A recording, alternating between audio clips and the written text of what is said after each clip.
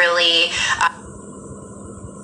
So I wanted to talk again today a little bit more on planning pregnancies and deliveries when you already have prolapse and things that you can consider. So we talked about yesterday the things that could really make us susceptible to prolapse. So that's creating less support basically in that pelvic floor, whether that's stressing the muscles of the pelvic floor through really long deliveries, delivery like push phases, episiotomy, assisted delivery with forceps or maybe even a vacuum, and large size of baby. We know that during pregnancy we can adopt better ways to move, better bowel and bladder habits, all of these things to protect from putting too much pressure down on the pelvic floor. But let's talk about some things we can do to create better birth practices to eliminate some of those things that cause prolapse from happening. So planning for birth prep can be one place and one consideration I would start with, and that's learning how to relax the pelvic floor. It's basically all of the same stuff you would do if you had a tight pelvic floor. So those deep yoga squats, happy baby, child's pose, all of those things can help us prepare and lengthen the pelvic floor and really be in that mode of relaxation, and learning how to connect the breath to pelvic floor lengthening and relaxation. So I have an old video on how you should have a bowel movement properly, where you exhale and your belly will come out. And that's because if we think about belly pushing out, that means pelvic floor is lengthening, and we need the pelvic floor to be lengthened and relaxed to allow for passage of baby without a lot of downward forces. Because if we squeeze and we push and we hold our breath, we're just tightening the muscles and then putting downward force on them, weakening them.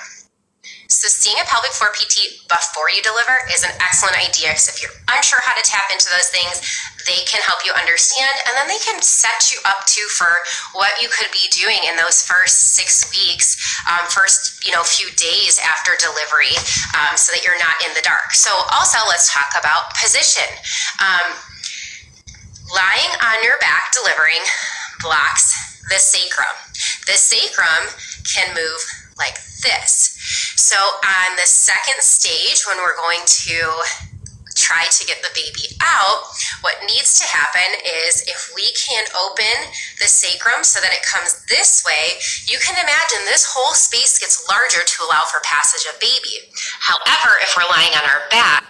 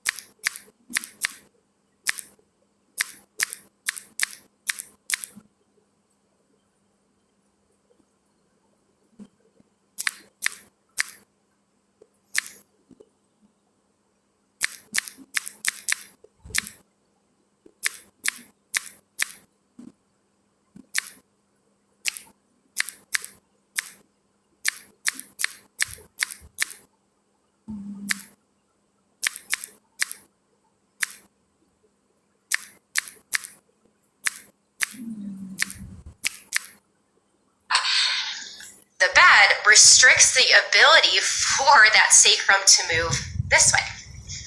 So flexible or open sacrum positions that allow that sacrum to move are really ideal. Less effort, less forces, improve pelvic floor outcomes. So side lying with a peanut ball between your legs, hands and knees on a ball, leaning over on a bed. Those can be some really great options. And yes, you can do the side lying and hands and knees if you have an epidural. But what the other consideration too with an open sacral position is, just like Betsy and I have been showing with our feet, if we can allow our hips to internally rotate, like something that could happen on hands and knees or with a peanut ball, that further opens the pelvic outlet, again, for easier passage instead of having the hips come in external rotation, which also happens when we're on our back. There are some rare instances of with medical instability where people need to be on their back, but you can still put a towel underneath your sacrum. You'll roll it to allow it to still move. So I'm always just curious what people's experiences were. Was it because you never even knew that was a possibility? Your provider didn't educate you? Your provider made you feel like it was best to be on your back because that's easier for them? I don't know, I'm curious. And then I'm going to show in the next couple of slides one of my favorite people who talk about birth a lot more than I have time to and covers it so well. If you're curious about what I've been describing looks like in practice.